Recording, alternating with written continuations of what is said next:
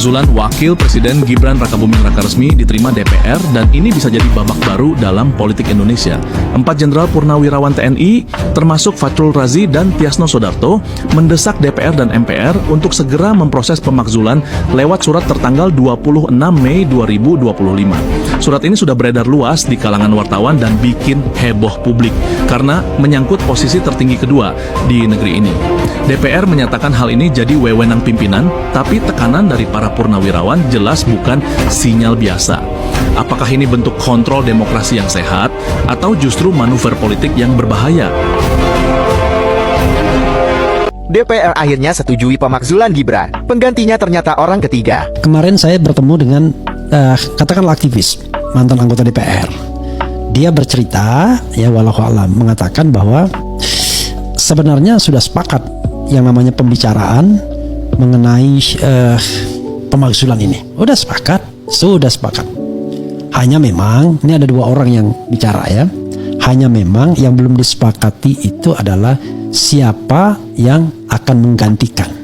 Nah, siapa yang akan menggantikan ini sebenarnya ya terdiri dari putra-putri mahkota saja. Intinya dari orang-orang yang ayah atau ibunya pernah menjadi presiden itu ya. Tapi rupanya tetap ada penolakan. Kalau dimajukan bidak A, ya kan, ada penolakan. Diajukan bidak B atau bidak P, ada penolakan. Tidak ada yang tidak ada penolakan. Nah, tiba-tiba justru yang melejit adalah sosok lain. Sosok lain yang di luar A dan P. Sosok lain itu adalah katakanlah D misalnya, yang dianggap selama ini workable. Dianggap sosok ini yang bisa menjahit dan menjembatani. Walaupun kalau kita bicara gosip-gosip lagi dan paruh analisis politik, sosok ini pun sebenarnya kalau ibarat persaingan siapa yang ingin dekat dengan presiden, sosok ini ya salah satu sayap lah. Kalau misalnya sayap itu ada 2, ini salah satu sayap. Saya tidak bisa mengatakan sayap kiri atau sayap kanan. Yang jelas ini salah satu sayap dari kekuatan Prabowo hari ini. Hanya memang sepertinya hari-hari ke depan butuh verifikasi soal ini. Karena politik itu kan bukan panggung depannya yang paling hot, tapi panggung belakangnya. Nah, panggung belakangnya ini ya tentu hanya bisa kita dapatkan dari informasi bawah tanah dalam tanda kutip, dan juga analisis-analisis politik yang masuk akal.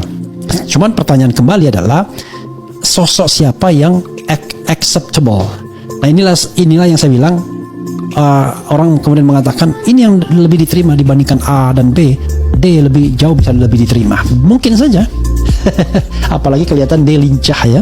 Dan tentu resourcesnya banyak juga. Not only political resources, but also financial resources. Itu yang paling penting. Financial resources itu yang penting.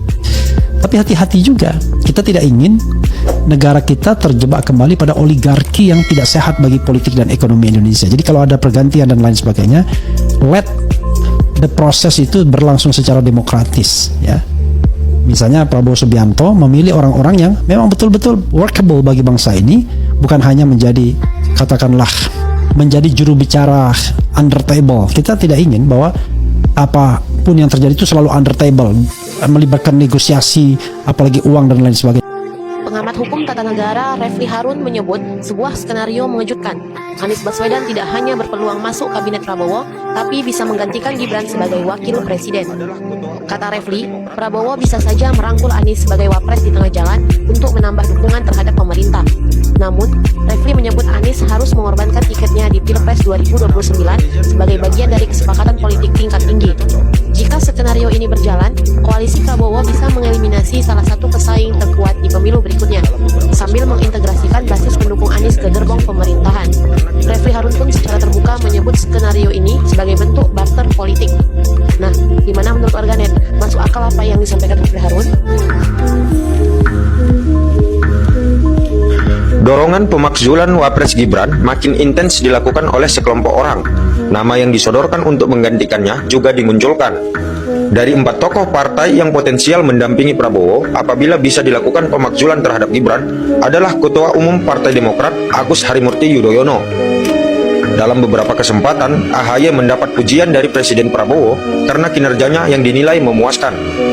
Selain itu, Susilo Bambang Yudhoyono, ayah dari AHY, punya hubungan yang dekat dan pernah sama-sama menempuh pendidikan di Akademi Militer seperti yang pernah diucapkan Prabowo. Nah, gimana menurut netizen bila AHY menggantikan Gibran? Kira-kira cocok? Ini kalau misalnya berlanjut terus Pak Abud, ini bahkan juga muncul di beberapa komentar di media sosial.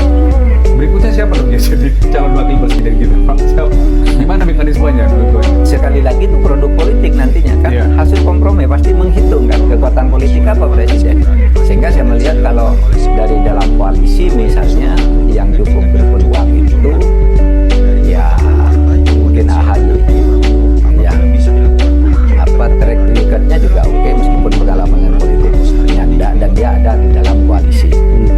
Tapi kalau di luar koalisi karena ingin membangun keseimbangan bisa jadi Puan atau Ganjar yang dari PDIP lah, bisa jadi Dengan masuk ke pertimbangan situ. pembagian keseimbangan Iya, politik agar ada tadi ya. keseimbangan politik. Kalau ya. itu dari luar, ya? Kalau itu Bukan dari dari luar. kabinet. Kalau dari koalisi Dari koalisi, Pak Mahfud melihat kemungkinannya AHY yang lebih masuk memenuhi syarat. Masuk memenuhi syarat. Memenuhi syarat. Kalau kualitas mungkin ada nama Anies tapi kan tidak ada partainya. Tribuntimur.com, bocoran nama calon wakil presiden RI pengganti Gibran Rakabuming jika lengser. Sosok kuat calon wapres pengganti Gibran ini disampaikan pakar hukum tata negara Mahfud MD. Mahfud MD berbicara soal peluang pengganti Gibran jika dimakzulkan sebagai wakil presiden RI mendampingi Presiden Prabowo Subianto. Mulanya, Mahfud MD menjelaskan soal mekanisme pemilihan pengganti Gibran sebagai wakil presiden jika pemakzulan terhadapnya benar-benar dilakukan. Mahfud MD mengatakan MPR bakal memilih 2 kandidat yang diajukan oleh Prabowo. Secara formal, kalau pemakzulan ini terjadi, secara politik memungkinkan, itu secara konstitusi sudah diatur. Jika presiden berhalangan tetap atau dimakzulkan, maka MPR memilih wakil presiden dari 2 calon yang diajukan oleh presiden. Kata Mahfud dikutip dari kanal YouTube miliknya. Mahfud MD mengungkapkan Prabowo memiliki kebebasan untuk memilih 2 kandidat tersebut. Namun, dia menilai bahwa Prabowo akan tetap melakukan hitung-hitungan politik saat menentukan kandidat pengganti Gibran sebagai wakil presiden. 2 nama itu bebas dipilih presiden, tapi kan sekali lagi itu kan produk politik nantinya. Hasil kompromi pasti menghitungkan jelasnya.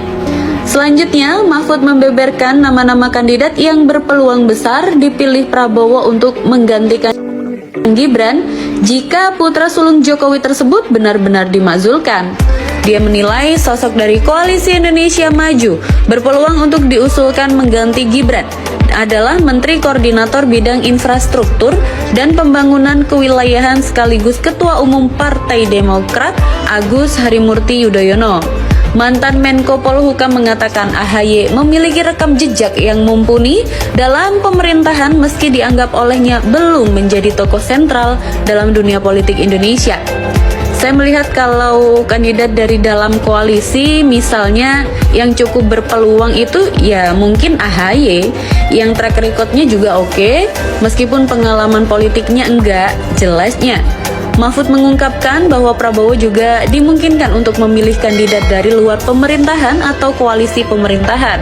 Ia menilai sosok yang cocok adalah Ketua DPR sekaligus Ketua DPP PDIP, Puan Maharani. Tak cuma 1 orang, Mahfud mengatakan sosok seperti mantan Gubernur Jawa Tengah sekaligus pasangannya di Pilpres 2024, Ganjar Pranowo, juga dirasa cocok untuk dipilih Prabowo.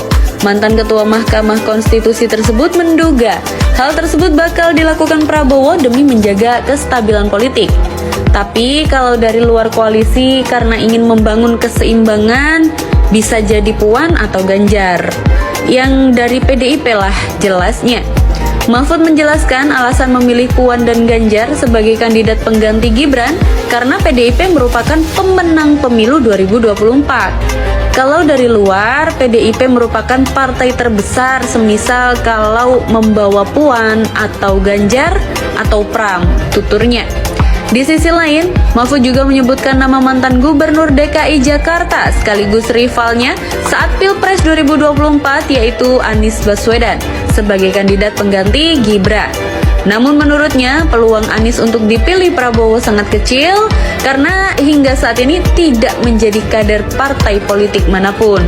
Seperti diketahui, Forum Purnawirawan Prajurit TNI telah mengirim surat berisi desakan pemakzulan Gibran kepada pimpinan DPR, MPR, dan DPD RI.